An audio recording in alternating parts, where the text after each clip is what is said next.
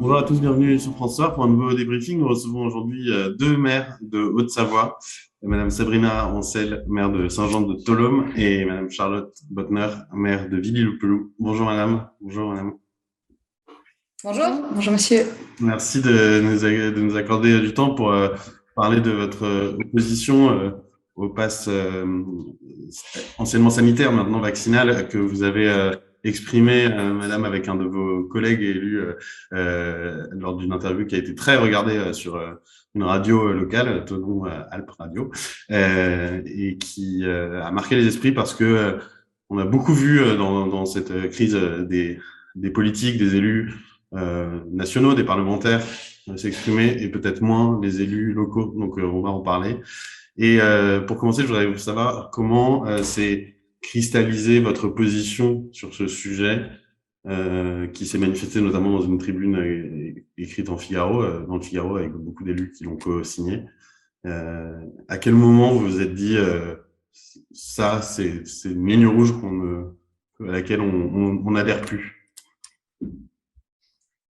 Je pense que, en fait, Sabrina comme moi, c'est notre première élue de mandat de maire. Ça a été compliqué dès le départ parce que, vous savez, il y a eu le premier tour où il y a eu quasiment 80% des communes qui ont été, dont le conseil municipal a été élu dès le premier tour. Ouais, Et en on mars a 2020, on rappelle, juste avant le premier confinement, ça avait été maintenu. Et puis, Voilà, le deuxième donc tour a nous, été reporté ensuite. voilà, le deuxième tour pour les communes qui n'avaient pas été élues a été reporté, mais nous, on était élus. On a tous prévu notre conseil d'installation. Enfin, après, je ne sais pas comment Sabrina l'a vécu. Et la veille, on nous a interdit de tenir cette réunion d'installation. Donc, en fait, dès le départ, on a connu des difficultés. C'est-à-dire qu'on n'a pas pu être installé en tant que maire. Et c'est les anciens élus qui ont géré cette crise. Et déjà, sans savoir, nous, d'avoir de date, de savoir quand est-ce qu'on allait être installé. Bon, moi, j'étais sur l'ancien mandat, donc, l'ancien maire étant une personne vulnérable, j'ai géré la crise, mais sans être maire moi-même, ce qui a été tendu. Mais bon, on a joué le jeu. C'était la période du premier confinement, c'était très compliqué. Comme dans beaucoup de communes, on a essayé d'être présent auprès des personnes vulnérables, des personnes âgées, pour aider, pour faire les courses. On a très vite confectionné des masques. On essayait de faire le maximum pour être solidaire avec les soignants, de pouvoir garder leurs enfants facilement.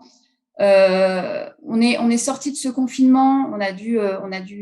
Ça a été pareil, rassurer nos populations quant aux réouvertures d'écoles.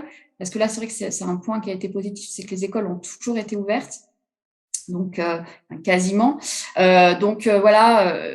Repartir sur la vie. Après, on a eu tous ces changements de protocole, on s'est adapté, on a fait au mieux. Le gouvernement disait que de jouer sur le binôme préfet-maire, et c'est vrai que même s'il y a des choses qu'on ne comprenait pas, on essayait de faire mieux. Pour nous, la cassure, c'était le discours du 12 juillet d'Emmanuel Macron.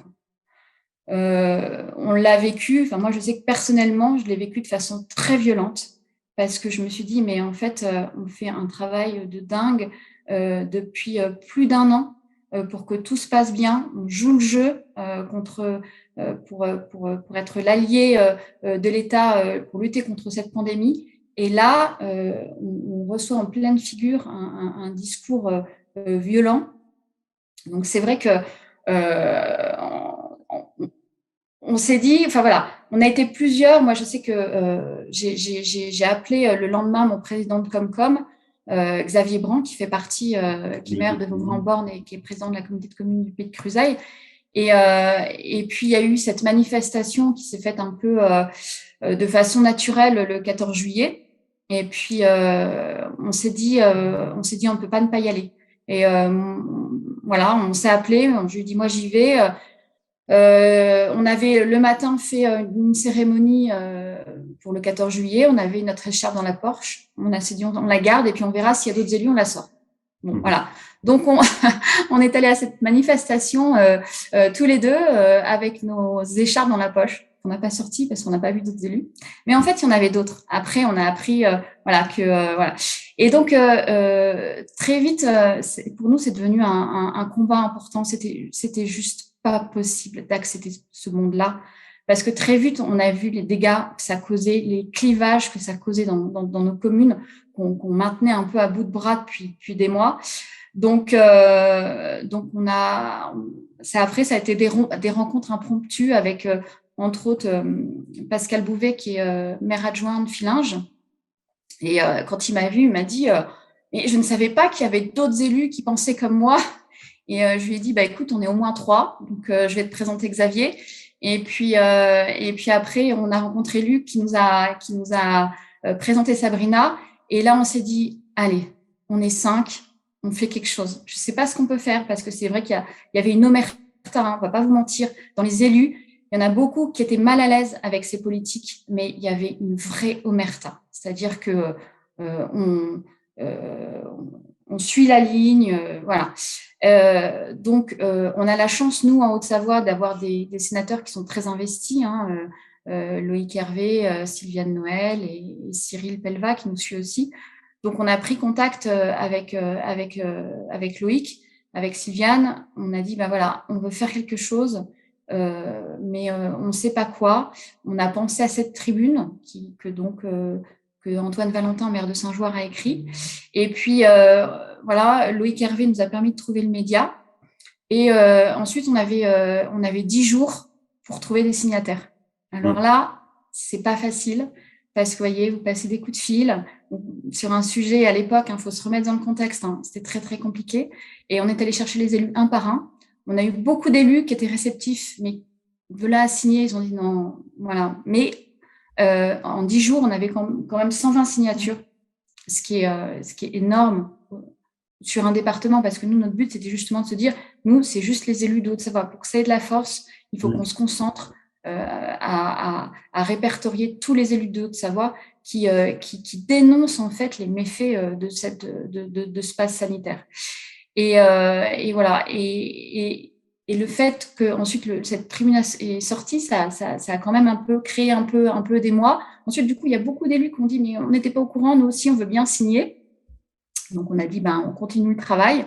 Et depuis, en fait, on n'arrête pas, on se voit très régulièrement tous les 5 pour continuer à essayer de trouver des moyens de combattre cette politique sanitaire qui a vraiment des dégâts considérables sur nos communes.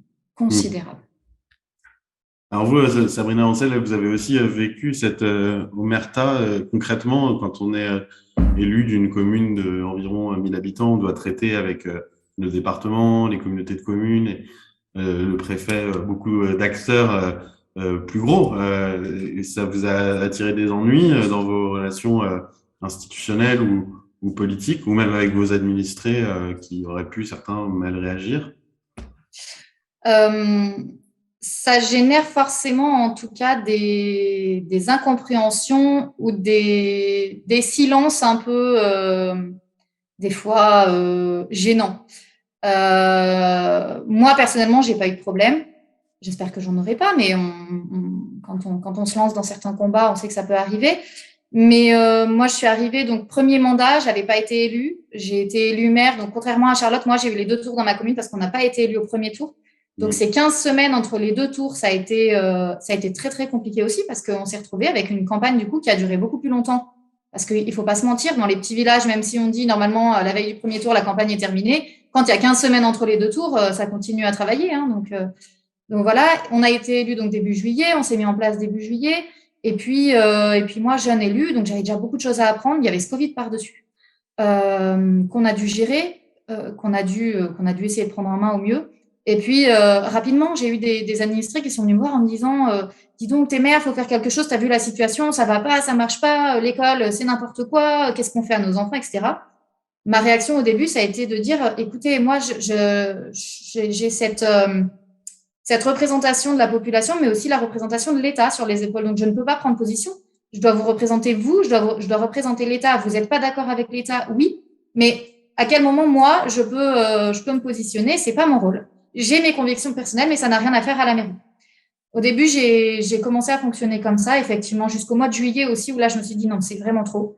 On peut pas continuer comme ça, on peut pas fonctionner comme ça. Maintenant, c'est le pass sanitaire et après, ce sera quoi? Jusqu'où on va aller pour surveiller les gens? Jusqu'où on va aller pour détruire nos libertés? On peut pas laisser faire ça. Donc voilà comment ça a été vécu, moi, le début, vraiment une surcharge de travail et puis vraiment ce sentiment que les gens se sentaient incompris, laissés de côté. Et après, avec le pass sanitaire, ça a été vraiment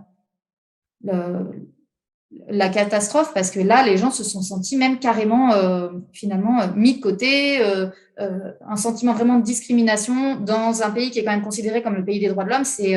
C'est vraiment très, très mal vécu par les populations. Donc, on a vraiment cette population qui se divise. Et ça, en tant qu'élu local, c'est quand même difficile à... On ne peut pas laisser passer ça, en fait. On a quand même vraiment un rôle à jouer de ce côté-là et c'est vraiment important. Donc, c'est ce qui a fait qu'effectivement, en discutant avec d'autres élus à partir de l'été 2020, je me suis rendu compte que je n'étais pas la seule, comme disait Charlotte, à penser ça. Et c'est à ce moment-là, quand on a commencé à se rendre compte qu'on n'était finalement pas seul, parce qu'on avait tous l'impression d'être seul, on s'est dit, en fait, non, je ne suis pas folle ou fou, et il y en a d'autres qui pensent comme moi, donc là, il faut vraiment qu'on essaie de faire quelque chose. Si on est 5, il y en a forcément d'autres. Donc, c'est vraiment de là que c'est parti, en fait. On a beaucoup reproché dans cette crise, comme sur d'autres sujets, à l'exécutif actuel, au gouvernement, et puis à toutes les institutions nationales d'être très autoritaires, très verticales, peu attentifs à ce qui revenait du terrain, des élus locaux, etc. Est-ce que l'isolement dont vous parliez, des élus qui, jusqu'à ce que vous fassiez bouger un peu les choses, se sentaient seuls, est un symptôme de cela? C'est-à-dire que chaque maire est submergé de tâches et d'astreintes dans sa commune, mais finalement, il est condamné à une relation verticale, alors que finalement, il y a peut-être des passerelles, des ponts horizontaux à trouver, à activer pour équilibrer ce système démocratique, institutionnel. Vous avez l'impression, vos collègues maires vous ont dit que la verticalité des décisions était pénible? Alors, c'est vrai que c'était des décisions très verticales, hein. Régulièrement, on reçoit des directives, enfin des propositions du préfet qui nous dit voilà ce qui va passer, il nous demande notre avis, on peut lui dire le contraire, ça changera rien. Après, il faut voir aussi en face il y a beaucoup de mairies qui ont fait du zèle, c'est-à-dire qui faisaient plus que ce qui était demandé. Donc, c'était compliqué. Après, c'est vrai que nous, dans nos villages, on a traité justement les choses un peu autrement, hein, avec un peu moins de zèle, on va dire, hein, à notre échelle. Mais c'est vrai qu'on a très vite été confrontés, en fait, à devoir réparer les dégâts de la politique sanitaire. Dès le mois de juillet, par exemple, moi, il s'avère que je suis aussi vice-présidente à la culture dans ma communauté de communes. Donc, j'ai la gestion de la bibliothèque, de l'école de musique. Et il faut savoir que l'école de musique, étant associative, est soumise au pass sanitaire. À la rentrée de 2021, on a perdu 100 inscriptions. C'est-à-dire, ça représente 1/3 des inscriptions. Parce que il y a des enfants, des adolescents qui n'avaient pas le pass sanitaire. Donc ça, c'est un crève-cœur déjà, parce que un jeune qui arrête la musique à 12 ans, 13 ans, il reprendra pas, hein. Et puis en plus, dans une injustice, parce que les conservatoires sont pas soumis à pass sanitaire, les écoles municipales de musique sont pas soumises à pass sanitaire, donc c'est une injustice pas possible. Et puis, au bout du bout, en plus, l'école de musique est encore plus déficitaire que d'habitude parce que moins d'inscriptions. Donc, c'est le contribuable qui paye. Voilà. Même chose pour la bibliothèque. C'est quand même, pour moi, c'était un crève-cœur de demander à mes bibliothécaires de dire, voilà, maintenant, vous allez scanner, pas les livres, mais les gens qui arrivent dans la bibliothèque pour vérifier qu'ils ont bien le QR code avant d'emprunter des livres. On a perdu plein de lecteurs et c'était violent en plus parce que les bibliothécaires, ils y sont pour rien, mais bon, forcément, les gens sont en colère, surtout quand vous voyez l'affluence qu'il y a dans une bibliothèque. Les gens, ils comprennent pas, ils vont dans les grandes surfaces, ils sont les uns sur les autres, et puis là, ils n'ont pas le droit d'aller chercher leurs livres comme d'habitude dans la bibliothèque intercommunale. Donc nous, on se retrouve face à devoir gérer en fait toutes ces incompréhensions, les gens qui ne comprennent pas cette politique, et à côté de ça aussi des gens qui trouvent qu'on va pas assez loin, qui trouvent que on devrait, parce qu'on a vraiment fait peur aux gens. Il y a aussi des gens qui trouvent que ça serait encore mieux si on pouvait tous rester enfermés ad vitam aeternam. Donc nous, c'est vrai que notre position, justement, c'est de faire le lien, c'est de faire. Nous, on est là pour le vivre ensemble dans nos communes, de faire. Donc, on se trouve face à des populations qui sont de plus en plus clivées, où les gens, on le voit bien, et on est en première ligne, de plus en plus mal. Donc voilà. Donc après, quand on apprend que c'est plus le pass sanitaire, mais c'est le pass vaccinal, ça a été terrible et ça a été violent. Et les propos du président de la République ont été d'une violence insupportable, insupportable pour nous élus, en fait, parce que justement, là, ça faisait quasiment 2 ans qu'on essaie de faire au mieux pour que tout se passe bien. Et là, c'est même pas tant le problème qu'il annonce qu'il va emmerder les Français. Moi, ce qui m'a vraiment embêtée, c'est qu'ils disent qu'il allait avoir les bons citoyens et puis les mauvais citoyens. Et alors que nous, dans nos communes, on n'a que des citoyens. On n'est pas là pour discriminer et puis mettre en place nos politiques publiques locales en fonction d'un statut vaccinal, en disant toi, tu es un bon citoyen, donc tu as droit à la bibliothèque, à la piscine, à la cantine, à que sais-je, et puis toi, tu es mauvais citoyen. On n'a pas été élus pour ça et on ne le veut pas. Et alors, quand vous entendez Olivier Véran qui, hier soir, a annoncé à la fois que le pass vaccinal ne serait pas éternel, fait miroiter une certaine sortie de crise, et puis dans le même temps a annoncé que l'immunité naturelle acquise après une infection ne rentrait en compte dans un schéma vaccinal, enfin ne serait prise en compte que au sein d'un schéma vaccinal, mais n'aurait plus de valeur seule. Au-delà du fond de ces mesures, qui est en soi très discutable, on en a parlé sur France Soir, mais la manière, qu'est-ce que ça vous inspire, le fait qu'il aille à la télévision annoncer cela alors qu'il n'y a même pas encore eu ni de débat, ni de vote, ni de décret? Pour vous, on est dans la même continuité, à contretemps déjà d'une réalité épidémique et dans une espèce de fuite en avant, de contrôle. Sabrina Hansen. On se demande dans quel monde ils vivent. Déjà, moi personnellement, là, je me dis c'est une blague. Je comprends pas où ils veulent en venir, en fait. Dans plein de pays, on est en train d'enlever les mesures. Ils ont compris que finalement, il y a plein de choses qui servent à rien. En France, ça fait longtemps que nous, on voit qu'il y a certaines choses qui servent à rien, notamment les protocoles dans les écoles. S'ils étaient utiles, on n'aurait pas eu autant de cas. Donc, clairement, qu'est-ce qu'on fait à nos enfants? On leur fait porter le masque, il manque d'oxygène. Je veux dire, c'est n'importe quoi. On leur fait porter sur leurs petites épaules toutes jeunes et toutes fragiles, on leur fait porter le poids de quelque chose qui ne les concerne pas.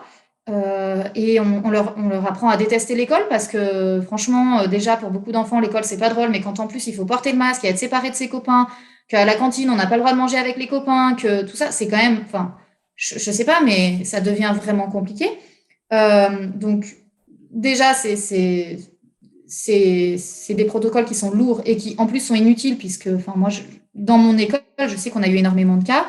J'ai régulièrement des mails, puisque je suis moi-même maman, qui me disent votre enfant, dans la classe de votre enfant, il y a eu un cas, donc merci de lui faire des autotests, blablabla. Des autotests que, bien sûr, la plupart des parents ne font pas, j'imagine. Parce que le protocole, encore une fois, qui a été mis en place, on marche sur la tête. Quand on voit le coût en plus des autotests, quand c'est multiplié par 2 ou 3 enfants, pour certaines familles, c'est quand même extrêmement difficile, voire impossible. Donc, on voit tout ça, on voit des protocoles qui ne fonctionnent pas. Bon, bah, ça ne fonctionne pas, on va encore plus loin. Et puis là, on nous annonce des choses comme ça sort de nulle part. On est complètement à contre-courant de ce qui se passe dans les autres pays. Qu'est-ce qui va se passer? On a les élections qui arrivent, donc c'est un peu à double tranchant. On ne sait pas trop ce qui nous attend. Soit le pass vaccinal va tomber parce que avant les élections, ce serait quand même bien mieux pour tout le monde, on ne va pas se mentir. Soit on va nous maintenir ça, et puis comment vont se passer les élections? Alors à ce moment-là, comment ça va se passer pour aller voter? On va devoir demander un pass vaccinal, mais il en est hors de question. Catégoriquement hors de question. Pour l'instant, le gouvernement a dit qu'il n'en était pas question. Oui, mais entre ce qu'ils disent et ce qui est la réalité, parce que le premier confinement, il n'en était pas question non plus. Le pass sanitaire, on a eu tous les sons de cloche. Donc finalement, entre ce qu'ils annoncent et puis ce qui se passe 15 jours après, on voit qu'il y a quand même une différence qui peut être assez importante. Donc bien sûr, ça me semblerait difficile quand même dans un pays en principe démocratique de mettre ce genre de mesures pour accéder au bureau de vote. Mais aujourd'hui, on sait plus ce qu'on peut attendre ou pas. Donc, on n'a plus confiance finalement dans ce qu'ils nous disent. Qui a encore confiance quand ils nous disent non, ça ne va pas arriver, alors que finalement, depuis le début de cette crise, il y a plein de fois où on nous a dit ça ne va pas arriver, c'est arrivé quand même, et plein de fois où on nous a laissé entendre qu'on allait sortir de la crise, et puis que finalement on est encore dedans et que les mesures sont de plus en plus lourdes pour tout le monde. Donc, à un moment, il faut arrêter de faire du mal aux gens, il faut arrêter d'insister. Ils ont essayé des choses très bien, ça n'a pas fonctionné, maintenant il faut arrêter d'enfoncer tout. Un mot pour conclure. Pour toutes les deux, votre mandat de maire a été placé jusqu'à présent très fortement sous le signe du Covid, malheureusement. Est-ce que vous avez hâte de pouvoir, espérons-le, le déployer dans un monde post-Covid, afin de vous atteler à des missions peut-être qui ont été reléguées au second plan, malheureusement de gré ou de force, par cette histoire depuis 2020?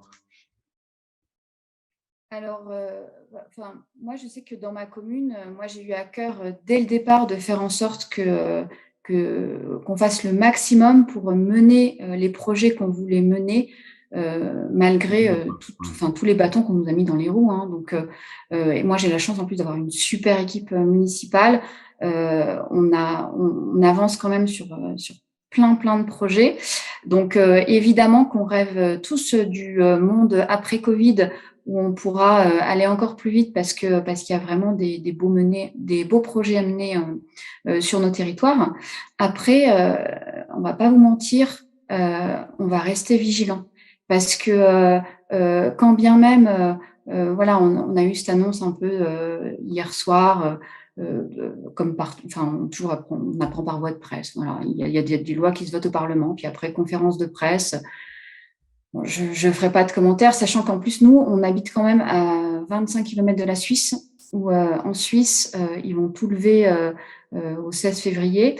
Et en plus, en Suisse, eux, ils ont fait quelque chose de très intelligent.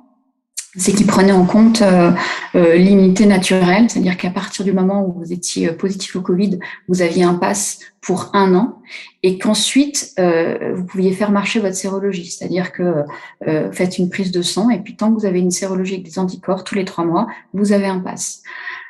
Donc, nous, c'est nos voisins qui font ça, hein, donc on sait ce qui se passe. Donc, nous, on est là dans nos communes pour mener les projets à l'échelle de nos territoires, de nos communes, de nos intercommunalités. Après, entre nous, on se dit que on sera vigilant parce que on s'est bien rendu compte que nos populations sont très vite habituées à ce QR code, et nous, on veut pas vivre dans ce monde-là, et on ne veut plus jamais avoir à mettre en place des politiques comme ça, qu'en plus, ce qu'il faut réaliser, c'est que dans les grandes villes, quand vous demandez un QR code, vous faites appel à une société privée, voilà, c'est des gens lambda qui vérifient les QR codes. Dans nos villages, c'est les gens qui se connaissent, qui vérifient le QR code de leurs voisins. C'est dans les associations, tout le monde se connaît. C'est d'une violence, c'est terrible. Hein. Enfin, nous, plus jamais, que ça soit pour une maladie ou pour autre chose, hein, ça pourrait être une consommation carbone. Enfin, on sait très bien, on voit très bien le crédit social à la chinoise qui avance derrière. Nous, on sera vigilants à ça et on ne veut pas collaborer à la mise en place d'un crédit social dans nos communes. On n'est pas là pour ça, justement. Nous, on a des beaux projets à mener et on est juste là pour ça, au service de nos populations et de nos territoires.